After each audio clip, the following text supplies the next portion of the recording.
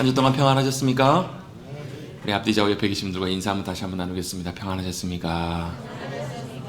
다시 한번 이렇게 인사 나눕니다. 주님의 평안과 은혜가 함께 하시기를 축복합니다.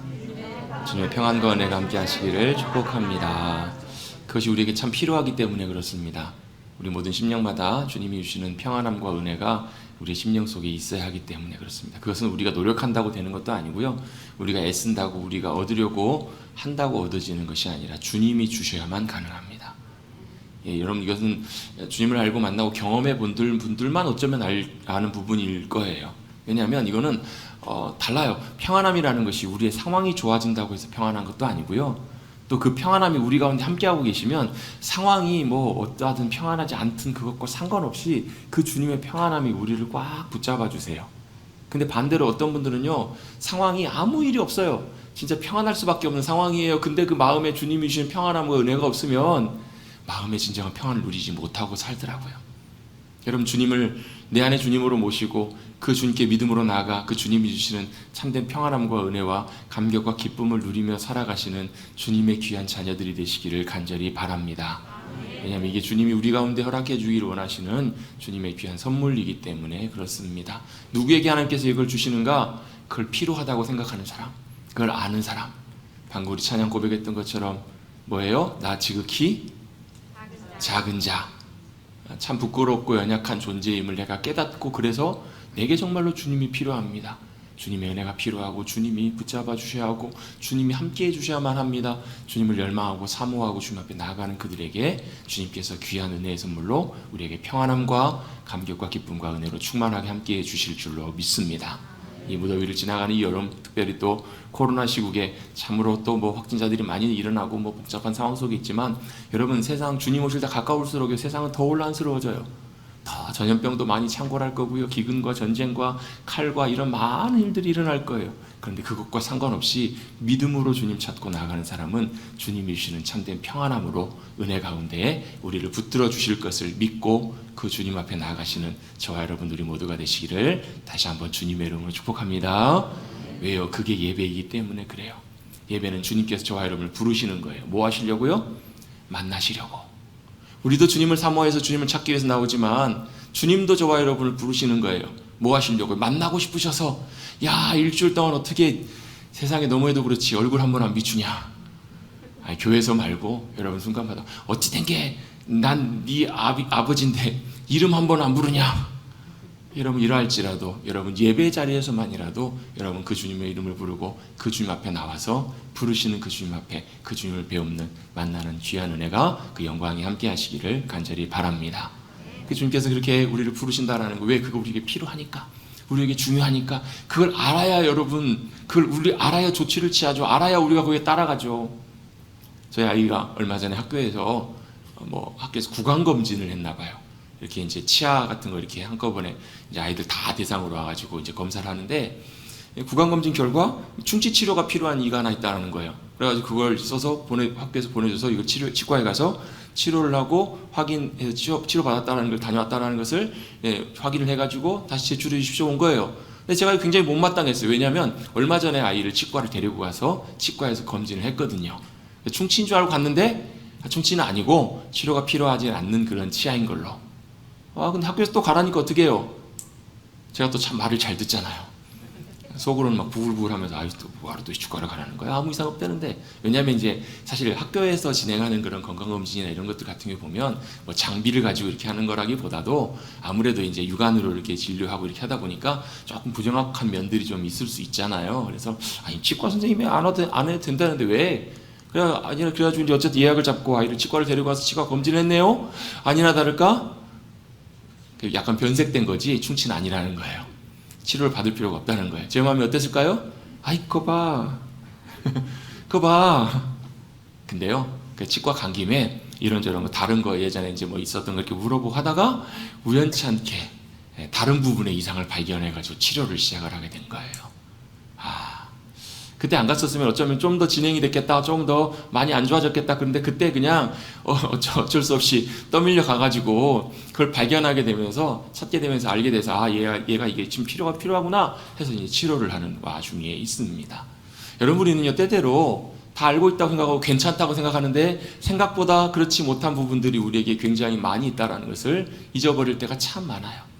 우리 육신도요, 내가 내 몸뚱아리 내가 건사하고 살아가고 내가 내 마음대로 잘 관리하고 살아간다고 하면서도요, 실제로는 내가 내 몸에 대해서 너무너무 모르는 부분들도 많아요. 뿐만 아니라 무엇도요? 우리의 영혼의 문제도 마찬가지예요. 우리의 육신뿐만 아니라 우리의 영혼의 문제도 마찬가지로 나는 괜찮은 것 같은데, 아무 문제가 없는 것 같은데 실상은 그렇지 못한 경우들이 참 많다라는 거예요. 여러분, 우리는 온전치 못한 존재이기 때문에 늘 우리 스스로 연약한 부분들이 참 많아요. 그걸 누가 잘 알아요? 하나님께서도 잘 아시고요, 사단도 기가 막히게 잘 알아요. 사단 마귀도요, 귀신의 역사도 기가 막히게 잘 알아서요, 기가 막히게 우리의 약점과 연약한 것들을 공략하고 들어오고 계략으로 우리를 끊임없이 물고 늘어지고 넘어뜨리려고 하는 존재가 바로 사단 마귀라는 거예요. 그럼 우리가 그것을 잘 깨닫고 알고 조치를 취하면 상관없지만, 그게 아니면 끊임없이 여러분 거기에 매어 다니기도 하고 무너지기도 해요. 여러분, 그 유명한 이야기가 있잖아요. 베드로, 예수님께 믿음의 고백을 해요. 주는 그리스도시요 살아계신 하나님의 아들이십니다. 바요나 시몬아, 네가 복되다. 너의 그 고백, 믿음의 고백 위에 내가 교회를 세울 거다. 주님은 그리스도시고 살아계신 하나님의 아들이십니다. 하나님이시고 우리의 구원자가 되십니다. 그 믿음의 고백 위에 주님께서 교회를 세우시겠다라고 약속하시잖아요. 얼마나 귀한 믿음의 고백이에요. 그런데 그 고백 직후에 예수님께서 그 일을 위해서 십자가에서 고난당하시고 죽으셔야만 한다라는 사실을 말씀하셨을 때 베드로가 뭐라고 얘기해요? 주의 그림 없어서, 아버지 예수님 왜 그러세요? 왜 그러세요? 그림 없어서. 예수님 뭐라고 하시나요? 베드로를 향해 사단아 물러가라. 사단아 물러가라. 네가 하나님의 일보다 사람의 일을 생각하는도다. 이렇게 예수님께서 말씀하세요. 자, 이 말은요, 베드로가 사단이라는 게 아니고요, 베드로의 그 생각 속에, 인간적인 생각 속에, 아니 어떻게 우리 예수님이 고난당하시고 죽으셔, 안 돼, 예수님 계셔야 돼, 이런 생각 속에 기가 막히게 누가요? 사단의 역사가. 여러분, 우리는 보통 귀신의 역사하면, 막 귀신하면 우리는 막 영화나 TV나 이런 걸 보면서 막 그런 거 있잖아요. 이상한 거, 막 무섭고 이런 걸 생각하는데요. 여러분, 사단 마귀의 귀신의 역사는 여러분 실제로는 그렇지 않아요. 사단 마귀의 귀신의 역사는요, 우리가 분별하고 깨달으면 사단이 역사하지 못하는 게, 힘쓰지 못하는 것이 어둠의 권세의 역사예요. 왜요? 우리가 깨닫고 빛이신 주님이 우리 가운데 비춰지면 더 이상 사단과 어둠의 권세는 영향력을 끼칠 수가 없기 때문에 그래요. 그래서 여러분, 누가 필요해요? 예수님의 비추심이 필요해요. 여러분, 우리가 지난주에 여러분 요한복음 9장 말씀을 2주간에 걸쳐서 나누면서 요한복음 9장에서 우리에게 말씀해 주시는 내용이 뭐예요? 태어나면서부터 눈 못 보던 자가 보게 됐어요. 얼마나 놀라운 일이에요. 근데 예수님의 진짜 의도는 단순히 육신의 눈만 보게 하시는 것이 예수님의 의도가 아니라 뭘요? 그의 영혼의 눈이 열려서 주님을 참된 빛이신 생명이신 그 주님을 보기를 원하셨던 것이 주님의 의도셨잖아요. 그래서 누구만요? 거기서 자신이 눈 못 본다고 믿고 생각했던, 그래서 절대적으로 주님의 도우심과 인도하심이, 은혜와 역사하심만이 절박하게 필요했던 그 한 사람만 주님 앞에서 육신의 눈뿐만 아니라 뭐가요? 영혼의 눈이 열려서 자신을 밝히 보이게 하시고 자신을 건지시고 구원하시는 예수 그리스도가 보이는 은혜를 경험하잖아요. 근데 여러분, 그 마지막에 말씀의 9장 맨 마지막에 예수님께서 뭐라고 말씀하시면서 9장을 마치시냐면, 너희가 본고로 본다고 생각했기 때문에 너희가 못 본다는 거예요. 차라리 못 본다고 너희가 생각했다면, 보지 못한다고 생각했다면 차라리 보았을 텐데, 뭐가요? 그들의 연약함, 그들의 온전치 못함, 그들의 죄악과 악함. 그래서 그것을 비추시고 밝게 하시고 마치 실로암에서 그들의 눈을 활짝 여셔서 빛이 그 어둠 가운데 비춰지는 놀라운 역사를 경험하게 해주시는 그 은혜를 경험했을 테인데, 그들이 어때요? 어설프게 자기는 눈이 보이니까, 자기는 별로 문제가 없으니까 보이지 않는 것이 아니지 않냐? 여러분, 이런 마음과 생각 때문에 결국 예수님의 은혜를 경험하지 못하고 예수님의 참된 주님을 보지 못하는 그런 안타까운 일들이 9장에서 벌어지게 돼요. 여러분, 사실 요한복음 이렇게 진행되는 내용들을 쭉 살펴보면요, 요한복음 1장에 예수님께서 자신을 뭐라고 요한은 사도 바울이 예수님을 설명하냐면요, 예수님은 세상의 빛으로 오신 분이십니다. 그 빛이 우리의 생명입니다 라고 말씀하세요. 근데 여러분, 거기서 나오는 1장부터 나오는 쭉 말씀 그 뒤로 예수님이 뭐예요? 나를 믿는 자는 영생을 얻을 것이다. 또 예수님이 우리의 영혼의 생수이시다. 내가 너희 영원한 생명이 되신다. 이런 말씀들 하나하나가, 여러분, 또 그 다음에 생명의 양식이 되신다. 생수의 강이 너희 가운데 흘러넘쳐날 것이다. 이런 말씀 하나하나가요, 사실은 보면 다 연결되는 말씀이에요. 여러분, 다 연결이 돼요. 여러분, 우리 심령 속에 빛이 비춰지면 어떤 일이 벌어져요? 어둠이 떠나가요. 빛이 비춰지면 뭐가 보여요? 진리요 길이 보여요. 그래서 여러분, 진리를 알지니 진리가 너희를 자유케 하리라. 진리가 우리 가운데 깨달아지면요, 자유함의 역사가 있어요. 뭐부터요? 결박과 어둠의 권세로부터 자유케 돼요. 염려와 근심과 걱정으로부터 자유케 된다고요. 요즘 그 법령이 좀 바뀌면서요, 많은 분들이 좀 혼동하시는 분들이 있으신 것 같아요. 운전하시는 분들이.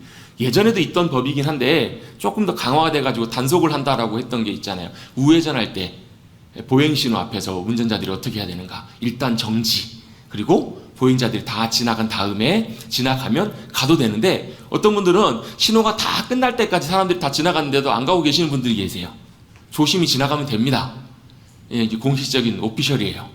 공식적인 거예요. 근데 이제 이게 확실치가 않으면 애매한 거예요. 어떤 분은요, 신호가 딱 바뀌어가지고 이제 빨간불까지 기다렸다가 사람 다 지나갔는데, 다 지나가고도 빨간불 켤 때까지 파란불, 녹색불, 횡단불 끝날 때까지 기다렸다가 딱 가려고 했더니 저쪽에서 신호가 바뀌어서 차들이 다 지나가더라는 거예요. 그래서 집에 못 가고 있는 거예요. 그럼 뭐예요? 진리를 온전하게 깨닫고 아는 것이 여러분 우리의 생각 속에, 마음 속에, 삶 속에 상당히 많은 큰 자유함들을 줘요. 그리고 진리신 그 주님을 만나고 그 주님의 인도하심과 그 주님의 말씀 안에 거하게 될 때 우리에게 주시는 놀라운 영혼의 진리는 우리를 엄청나게 자유하게 한다는 거예요. 진리가 우리를 자유케 해주실 줄로 믿습니다. 진리신 주님을 아는 것, 그 주님의 말씀을 아는 것, 그 주님의 진리의 말씀이 우리 가운데 역사하셔서 우리를 붙들고 계시는 것, 여러분 이것이 여러분 우리에게 얼마나 복된 은혜인지 몰라요. 여러분 그 진리를 알게 될 때 우리의 눈이 열려요. 그 진리를 깨닫게 될 때 여러분 우리가 보아야 될 것들이 보이기 시작해요. 그래서 그때 뭐가 보여요? 눈 못 본 사람은 보았던 거예요. 뭘요? 예수님이 보인 거예요. 예수님이 그의 삶에 눈을 뜨게 해주셨을 뿐만 아니라 저분이 우리에게 필요하구나, 그것을 온전하게 깨닫게 됐던 거예요. 여러분 저와 여러분 우리 모두에게도 그 주님이 필요합니다. 우리의 눈을 여시고 우리의 길을 보게 하시고 진리 가운데 우리를 자유케 하시고 온전케 하시는 그 주님이 우리 모두에게 다 필요하다라는 거예요. 왜요? 여전히 연약하잖아요. 여전히 부족하잖아요. 여전히 온전치 못하잖아요. 찬송으로만 지극히 작은 자, 참 뭐였죠? 지극히 작은 자, 죄인의 괴수, 말로만이 아니라 여러분 실제로 우리의 영혼의 상태가 그렇고 우리가 진짜 그렇다라는 것을 깨닫고 알게 될 때 여러분 주님을 사모하게 되고요, 주님을 믿음으로 바라보게 되고요, 그 주님이 보이게 돼요. 그 주님이 보이게 될 때 주님께서는 저와 여러분에게 이렇게 말씀하실 거예요. 내가 너희의 선한 목자다. 내가 너희의 참된 선한 목자다. 그때 보이게 될 때 뭐가 보이냐면 우리의 삶을 참으로 책임지시고 인도하시는 그분이 필요하다. 최근에요 좀 유명한 화제가 됐던 영상이 하나 있어요. 뭐 기독교 매체에서 편집해서 만든 영상인데요. 하버드 대학 교수였던 조던 피터슨이라는 분의 영상이에요. 그분이 참 탁월한, 저는 사실 예전엔 잘 몰랐는데 참 탁월한 지성인이고 많은 사람들에게 참 좋은 영향력을 미쳤던 좋은 분이라고 하시더라고요. 그분이 썼던 책들도 베스트셀러가 굉장히 많고요.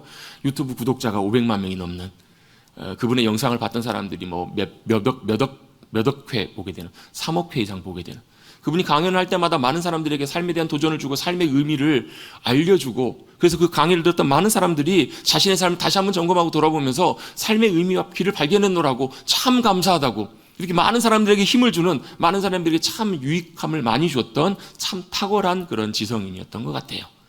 그분이 몇 년 전부터 이렇게 계속 이제 강연 활동을 하고 유튜브 활동을 하다가 유튜브에 몇 년 전에 3, 4년 전인가 한 영상을 올렸는데, 한 11개짜리 영상을 올렸는데 그 내용이 뭐였냐면 성경에 대한 이야기였어요. 성경에 대한 영상들을 올리기 시작하고 예수님에 대해서, 예수님의 사건들 이런 내용들에 대해서 11번에 걸쳐서 그 강의 영상들을 쭉 올리셨었나 봐요. 사람들이 묻습니다. 그러면 교수님도 예수님을 믿으세요?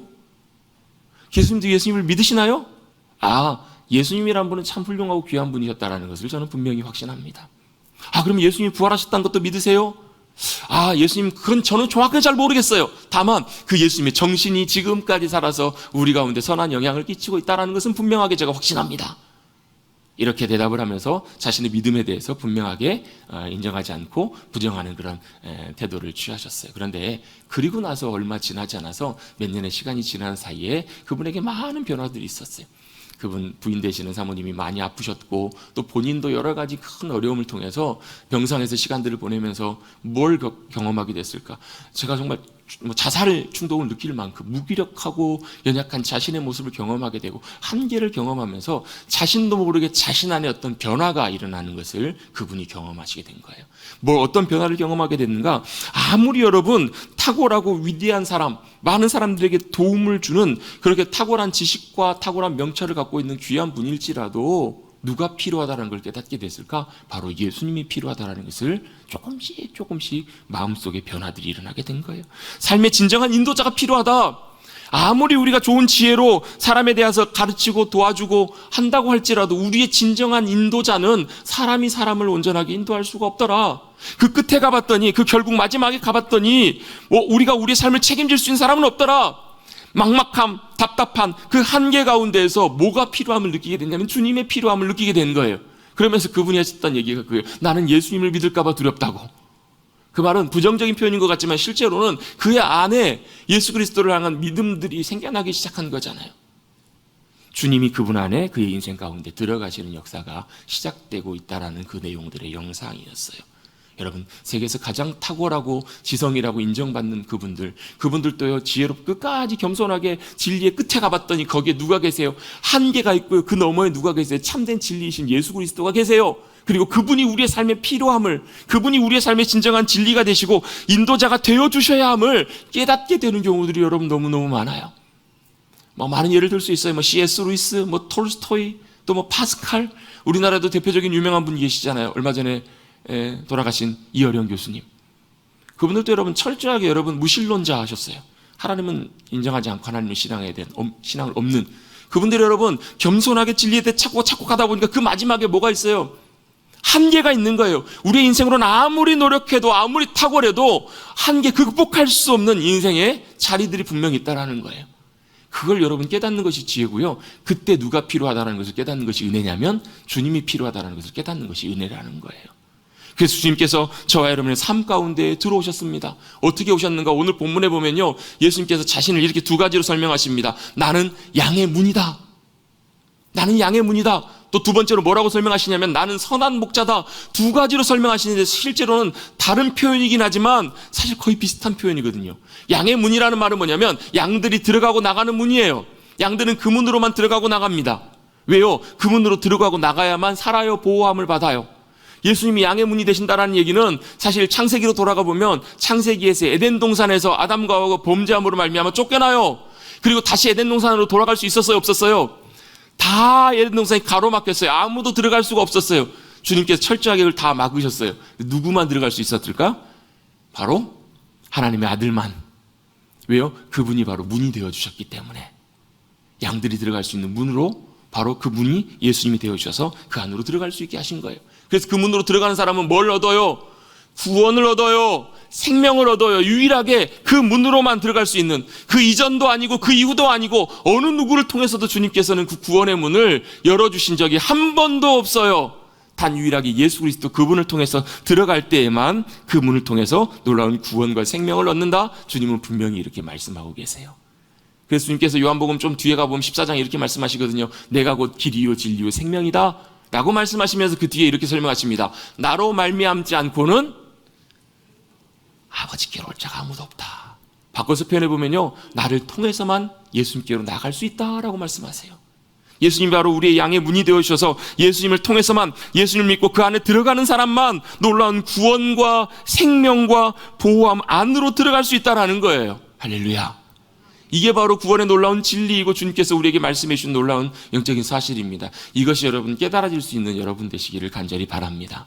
아니 왜 예수님만? 아니 어떻게 예수님만 구원의 진리래? 너무 배타적인 거 아니야? 너무 이기적인 거 아니야? 그런데 여러분 안타깝게도 하나님께서는 유일하게 아버지께로 돌아갈 수 있는, 그 집으로 들어갈 수 있는, 생명의 길로 들어갈 수 있는 문을 주님만 열어놓으셨다는 거예요. 예수님만 양의 문으로 삼으셨다는 거예요. 나머지 다른 데로 넘어오는 사람은 뭐라고요?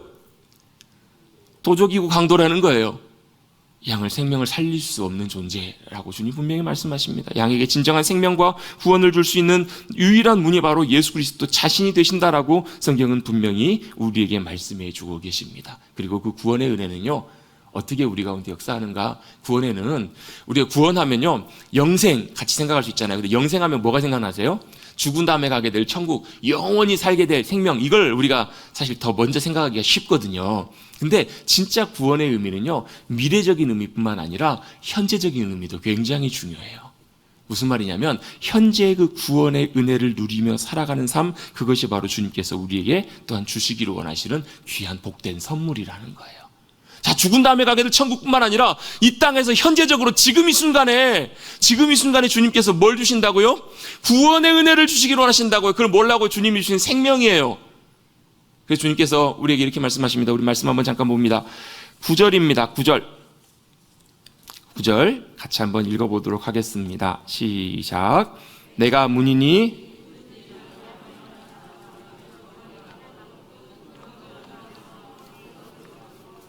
아멘. 자, 우리 1절부터 5절까지 예수님께서 사실 먼저 말씀하셨거든요. 말씀하셨는데 뭐가 문제냐면 사람들이 이해를 못해요. 예수님께서 1절부터 5절까지 말씀하신 그 말씀의 의미가 무슨 의미인지를 잘 이해를 못해요. 그래서 예수님께서 다시 7절부터 다시 말씀해 주십니다. 다시 정리해 주시는 거예요. 정리해 주신 내용 핵심이 뭐라고요? 내가 양의 문이라고요. 그래서 나를 통해서 들어오는 이는 뭐라고요?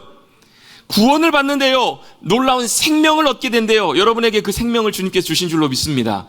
그 생명이 무슨 생명이에요? 영원한 생명이에요. 어떤 것도 없앨 수 없는, 어떤 것도 무너뜨릴 수 없는 놀라운 생명이라고. 여러분, 그 생명이 우리 가운데 있으면요, 쓰러져 죽어가다가도 갑자기 벌떡 일어나요. 그게 생명이에요. 좌절하고 낙심하고 무너져 있어요. 그러다가도 갑자기 그 생명이 우리 가운데 부어지면, 그 생명이 우리 가운데 있음을 확인하고 다시 한번 그 생명을 믿음으로 붙들면 여러분, 우리 영혼이 소생한다니까요. 좀 믿으세요. 좀 믿고 좀 경험해 보시라니까요. 그게 생명의 능력이에요. 그 사람은요, 거꾸로 들임을 당해도 무너지지 않고요, 여러분, 부해도 가난해도 전혀 요동치 않아요. 쓰러져도 실패해도 좌절해도 낙심치 않고요, 성공해도 자만치 않아요. 왜요? 그 생명이 역사하고 있기 때문에 그래요. 그 생명을 주님께서 우리에게 주시겠다 약속하시고, 그리고 나서 두 번째로 하시는 말씀이 뭐냐면, 들어오며 나오며 뭐 하시겠다고요? 꼴을 얻게 하시겠대요. 꼴이 뭐예요? 꼴. 네? 양에게서 풍성한 생명에 먹을 것들이잖아요. 근데 그 말씀을 똑같이 10절에도 똑같이 반복하시는 것을 보게 돼요. 10절도 한번 같이 한번 읽어보겠습니다. 시작.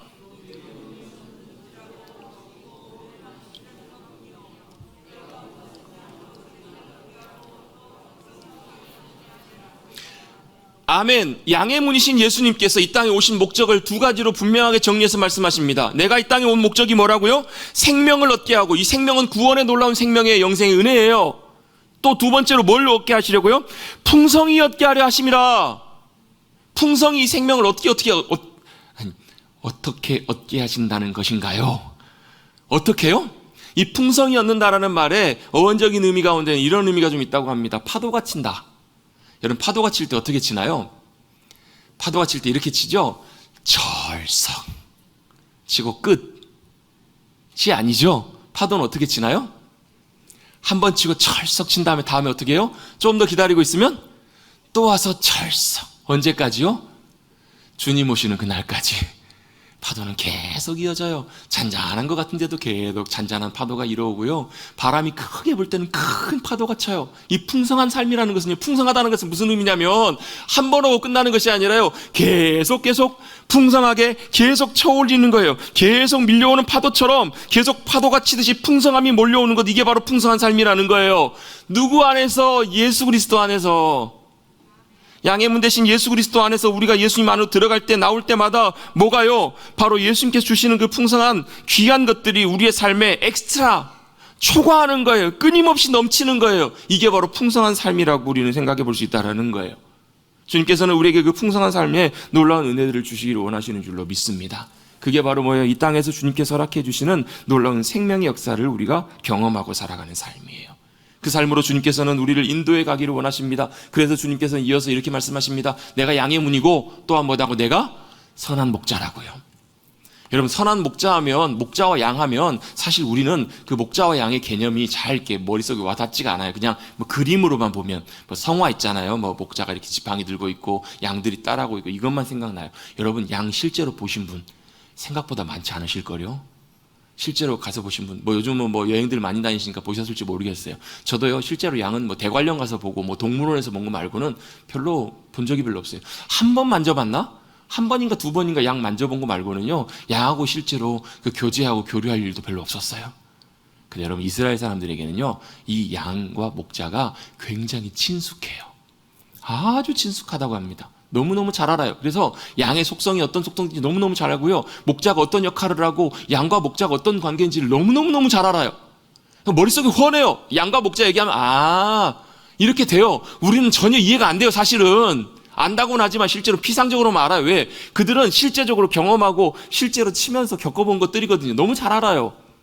그렇기 때문에 이 양과 목자의 비유를 통해서 예수님께서 그들이 너무 잘 알고 있는 이야기를, 상황을 통해서 예수님과 우리와의 관계를 설명해 주기를 원하셨던 거예요. 그럼 우리도 잘은 모르지만 좀 한번 좀 이해를 해보자고요. 양이 어떤 존재인가요? 양은 참 약한 존재예요. 양은 어떻게 보면 생존 세계 가운데에서 보면 약한 동물에 속해요. 자신을 보호할 무기나 공격할 힘도 없어요. 양의 유일한 무기가 있습니다. 뿔. 근데 뿔이 어떻게 생겼는지 아세요? 뿔이 이렇게 생긴 게 아니라 이렇게 생겼어요.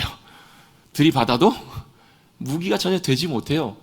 자신을 지킬 만한 무기나 힘도 없어요. 또 힘이 없으면 뭐예요? 달리기라도 빠르면 좋아요. 뭐 임팔라 같은 동물 같은 경우에는요, 포식자가 나타나면 잘만 달리면 웬만한 건 다 도망갈 수 있다고 해요.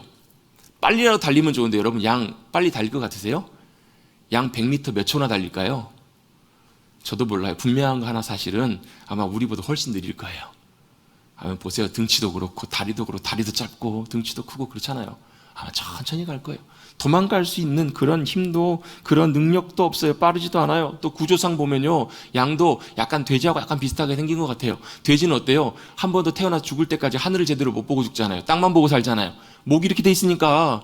양도 이렇게 비슷하게 생겼잖아요. 양도 그래서 밑에만 보고 살아가요. 땅만 보고 살아가요. 또 안타깝게도 시력도 별로 좋지가 못하대요. 앞에 있는 요것만 보이는 거예요. 멀리 있는 것들을 보지 못하기 때문에 뭐예요? 앞만 보고 따라가요. 앞만 보고 따라가다 보니까, 풀만 보고 따라가다 보니까 바로 앞에 있는 절벽도 보지 못하는 경우도 되게 많고요. 또 자기가 어느 방향으로 가야 되는지, 어디가 좋은 풀이 많고 어디가 물이 많은지, 어디로 가야 되는지 방향 감각도 별로 없어요. 보이지가 않으니까. 그러니까 어떻게 돼요? 자기 앞에 보고만 가다가 자기가 뭐 황무지로 가는지 죽을 곳으로 가는지 전혀 그걸 보지 못하고 가는 경우들이 비일비재하다라는 거예요. 양은 혼자서는 결코 생존할 수 없는, 또 귀한 삶을 살 수 없는 그런 존재가 바로 양이라는 거예요. 그래서 양에게는 꼭 뭐가 필요하냐면 보호자가 필요합니다. 인도자가 필요합니다. 바로 뭐예요? 목자가 꼭 필요하다라는 거예요.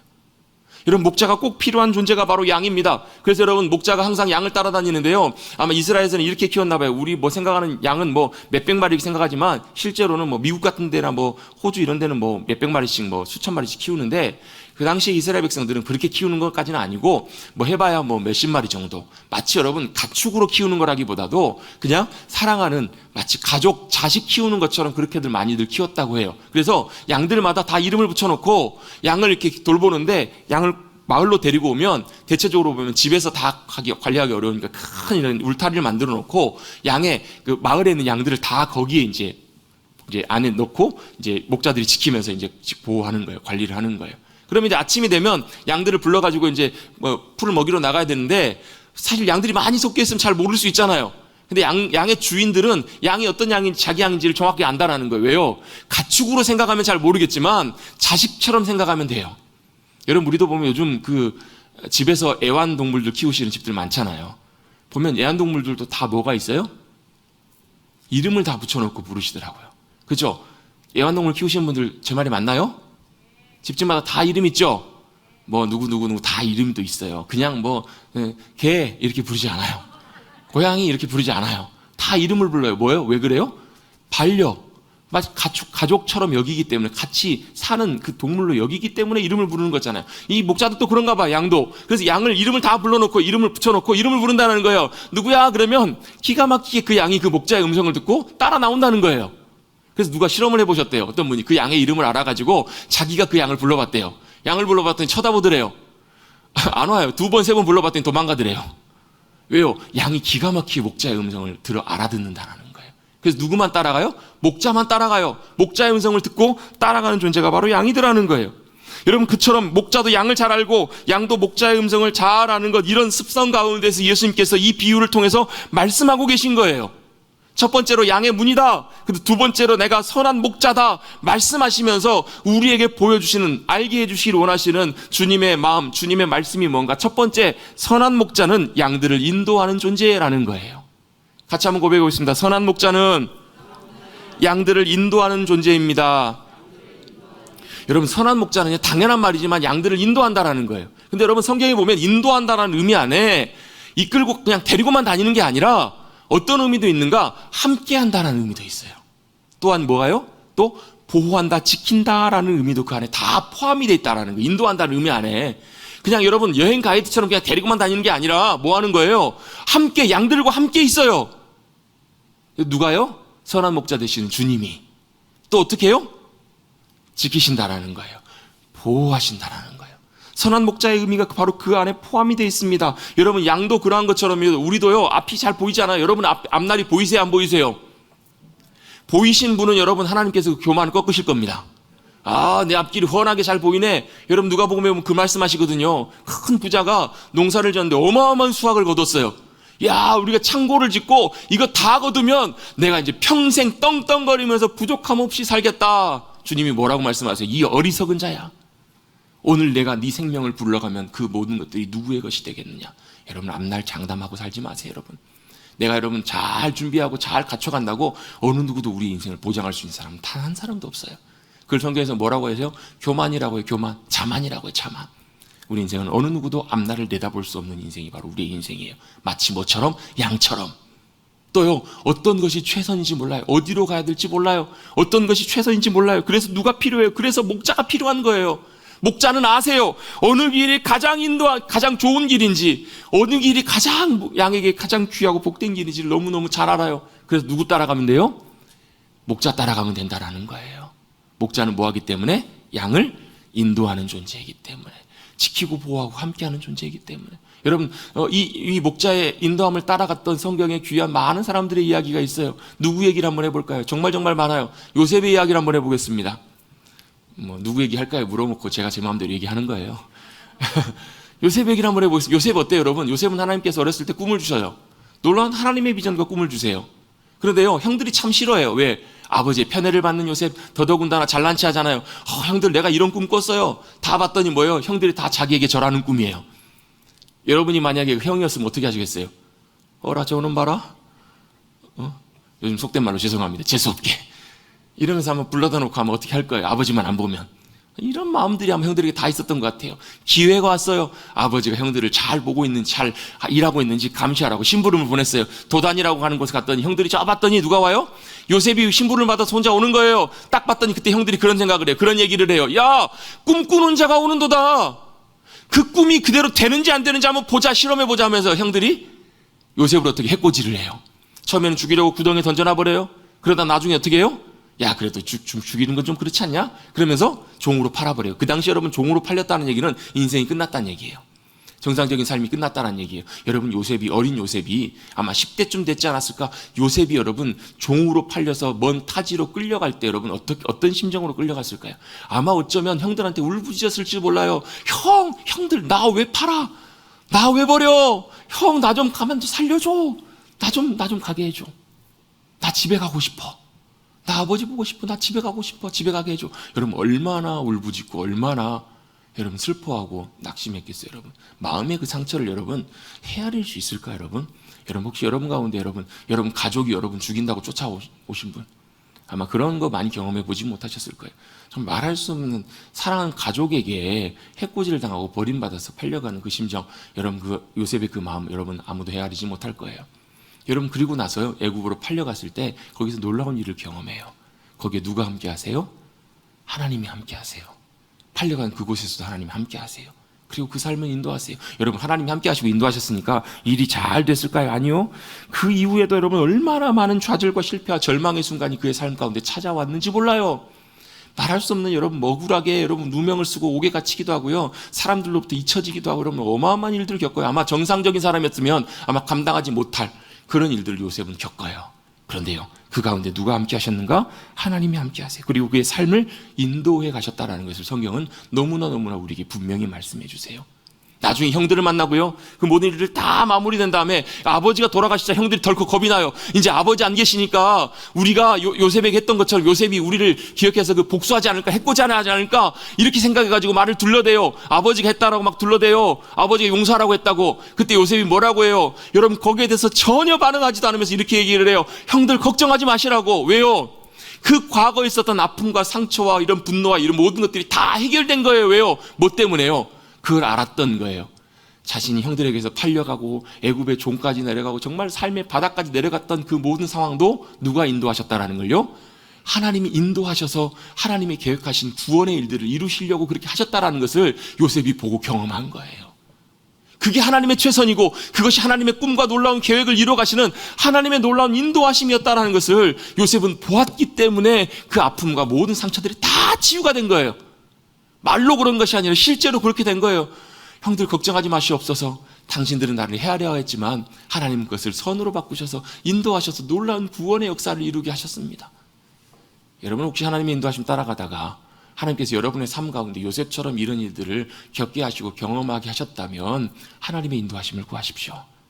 그리고 목자 되신 주님의 인도하심을 잘 따라가십시오. 그 길이 성공이든 실패든 좌절이든 낭망이든 상관없이요. 왜요? 그 주님이 인도하시는 그 삶의 길에는 그 삶의 최선으로 인도하시는 복된 은혜가 함께 하시기 때문에 그래요.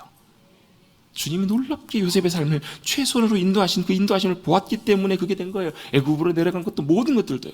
그래서 여러분 그 모든 주님의 인도하심이 선하다는 것을 알았던 다윗도 이렇게 고백하잖아요. 내가 주님의 양입니다. 그 말은 뭐예요? 목자 되신 주님을 제가 잘 따라가고 싶습니다. 여러분 도망자 신세로 쫓게 아니고 여러분 전 말할 수 없는 그런 어려움을 겪어가면서도 다 자신의 삶을 인도해 가시는 목자 되신 주님의 인도하심을 따라가는 것이 자신의 최선의 길임을 알았기 때문에 왜요? 자신에게는 무기력하고 무능력하고 보잘것없는 아무런 약한 생존에도 힘이 없는 양처럼 연약한 존재가 자기 자신임을 너무너무 잘 알았기 때문에 그래요. 여러분 우리 모두에게도 그렇게 선하게 인도하시는 선한 목자 되시는 주님이 필요합니다. 우리의 선한 목자 되신 주님은 우리의 삶을 인도하시는 최선의 길로 인도하시는 주님이심을 꼭 기억하시기를 주님의 이름으로 축복합니다. 두 번째로 선한 목자 되시는 그 목자는 양들로 목자를 누리며 살아가게 합니다. 이게 무슨 말인가? 이런 거예요. 목자를 힘입어 살아가게 되는 거예요. 목자 자신의 힘과 능력이 우리의 힘과 능력이 되는 삶을 살게 하신다라는 거예요. 여러분 김세현 박사님이라는 유명한 분이요, 구원에 대해서 책을 쓰시면서 구원의 내용에서 구원이 우리 현재적으로 누리는 삶에 대해서 이렇게 표현하고 계십니다. 아까 제가 말씀드렸잖아요. 구원과 생명을 누리는 삶이 영원한 미래적인 개념도 있지만 실제 우리 현재적인 삶에서 누려가는 삶이 있다고. 그 삶을 이렇게 정리를 했습니다. 뭐라고 표현하냐면 하나님 덕 보고 사는 삶. 네? 예? 뭐라고요? 하나님 덕 보고 사는 삶이라고요. 그게 바로 생명과 구원의 은혜를 누리며 살아가는 삶이라고요. 여러분 선한 목자는 뭘 하게 하냐면요, 목자를 누리며 살아갈 수 있도록 양과 함께 한다라는 거예요. 바꿔서 표현해보면 양은 그 목자의 힘과 이 목자의 능력을 누리며 살아갈 수 있다라는 거예요. 여러분 이걸 잘 표현해주는 성경 구절이 있습니다. 빌립보서 4장 13절 말씀, 내게 능력 주시는 자 안에서 내가 모든 것을 할 수 있습니다. 이 말은요, 모든 것을 할 수 있습니다가 중요한 게 아니에요. 내게 능력 주시는 자, 그 주님이 함께 하신다라는 게 더 중요한 거예요. 이게 바로 선한 목자를 누리며 살아가는 삶이에요. 선한 목자를 힘입어 살아가는 삶, 하나님이 내 인생의 자원이 되시고 공급하시는 삶을 사는 삶, 하나님을 힘입어 사는 삶이라는 거예요. 여러분 예수님께서 이렇게 말씀하시잖아요. 야, 뭘 걱정하냐? 하늘의 새를 봐라, 들의 백합화를 봐라. 누가 입히고 채우든, 누가 입히고 채우세요? 주님이 채우시잖아요. 주님이 공급하시잖아요. 여러분 하나님께서 40년 동안 이스라엘 백성들을 만나로 먹이시잖아요. 여러분 만나가 하루에 얼마나 내렸을까요? 어떤 분이 대충 계산을 해보셨대요. 한 사람 먹을 만큼 오매를 계산해가지고 쫙 봤더니 하루에 어느 정도의 식량이 필요하냐면, 기차 있잖아요. 기차 한 양이라고 하잖아요. 옛날에 화물차 하나 크기 있잖아요. 이걸 한 양이라고 하잖아요. 한 양. 이게 몇 양 정도나 필요하냐면 대략 하루에 한 200양 정도가 필요하대요. 기차 200대가 화물로 다 실어 나라야 그 사람들이 먹을 수 있을 만한 정도의 양이라는 거예요. 뭐 별로 안 되죠? 그게 몇 년 동안이 40년 동안 주님이 하루도 빠지지 않고 공급하시고 채워주셨다라는 거예요. 그게 바로 주님의 공급하심이에요. 그게 바로 주님의 능력이고 역사하심이에요. 제가 말씀을 준비하다가 어떤 영상을 하나 봤는데요. 옛날에 2000년도에 시드니 올림픽 때 다이빙 금메달 땄던 선수 이야기가 있더라고요. 로라 윌킨슨이라는 분의 이야기인데요. 원래 다이빙 하면 어느 나라가 제일 잘해요? 중국이잖아요. 중국이 64년부터 해가지고 36년 동안 계속 금메달을 따왔다는 거예요. 근데 그때 다시 금메달을 땄던 분이 이 미국 선수 이 로라 윌킨슨이라는 분이에요. 근데 그분이 한 7개월 전쯤인가 올림픽을 앞두고 훈련을 하다가 다리뼈가 골절되는 큰 중상을 입었다는 거예요.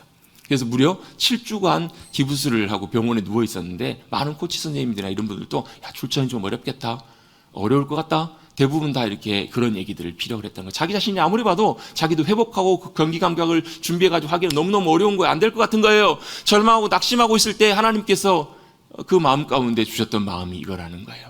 이 빌립보 4장 13절 말씀 생각나게 하시면서 내게 능력 주시는 자 안에서 내가 모든 것을 할 수 있느니라. 이 말씀을 하나님의 음성 가운데 들리게 해주셨다라는 거예요. 다시 한번 이 사람이 일어나서 어떻게 했을까? 도전했어요. 그래서 참 놀랍게도 결선까지 진출했어요.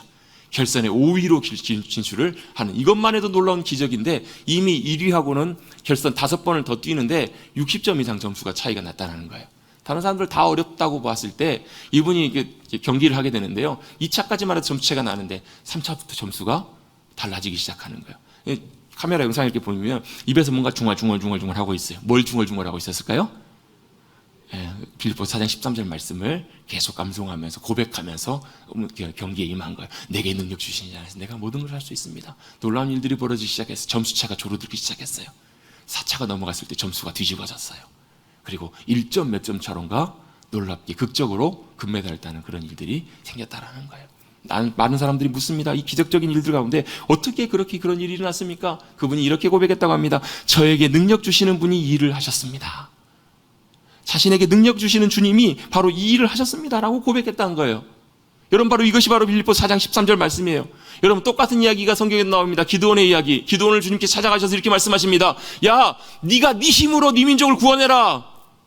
누구의 힘으로요? 아니, 우리 생각할 때 보면 저도 성경을 처음에 하나님께 잘못 말씀하신 줄 알았어요. 하나님의 힘으로 승리해라 그러면 이해가 되는데, 네 힘으로 기드온아, 네 힘으로 네 민족을 구원하고 적들을 물리쳐라.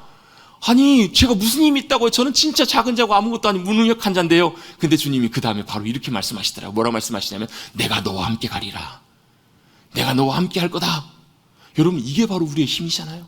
이게 바로 우리의 힘과 능력이지 않나요? 이 말씀 믿음으로 붙잡고 가서 300명으로 수십만 명을 물리치는 놀라운 역사를 일으키잖아요. 한 사람당 한 450명 정도는 이겨야 된대요. 1대 450명. 말도 안 되는 승리가 바로 어디예요? 바로 주님이 함께 하시는, 주님이 우리의 능력 되시는, 바로 목자된 삶, 목자가 우리의 힘과 능력이 되시는, 그것을 누리는 삶 가운데 이런 놀라운 승리가 있었다라는 거예요. 이것이 바로 하나님을 힘입어 누리는 삶입니다. 이것이 여러분 다윗, 모세, 여러분 성경에 나와서 믿음으로 살았던 모든 사람들은 다 똑같아요. 여러분 하나님을 힘입어서, 선한 목자를 힘입어서 승리하시는 저와 여러분 되시기를 주님의 여러분 축복합니다.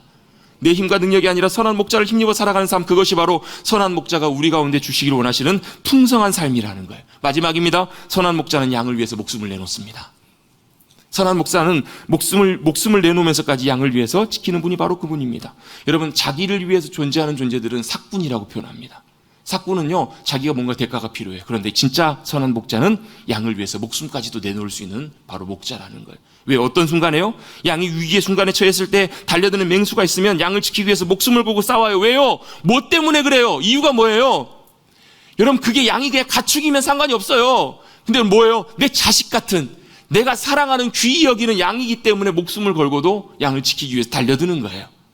여러분, 그 옛날에 여러분 그 비유 있잖아요. 100마리 양, 99마리를 놔두고 한 마리를 찾으러 가잖아요. 저도 이 말씀이 이해가 안 됐거든요. 아니, 경제적으로 이해가 안 돼요. 답이 안 나와요. 근데 왜 찾으러 가는가? 그게 여러분, 이스라엘 백성들이 양을 이해하는 그 이해로 찾아가 보면 접근해보면 이해가 된다는 거예요. 왜요? 그 양은요, 그냥 가축이 아니에요.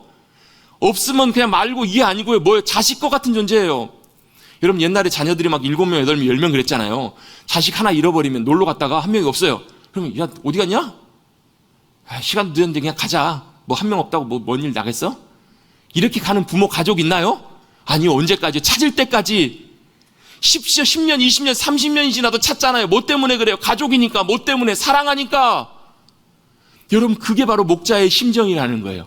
그 한 양을 찾기 위해서 그 심정으로 뭐예요? 죽기까지, 우리를 위해서 목숨까지 내놓는 분이 바로 진짜 선한 목자시라는 거예요. 여러분, 주님께서 그것 때문에 저와 여러분을 위해서 십자가 지신 줄로 믿습니다.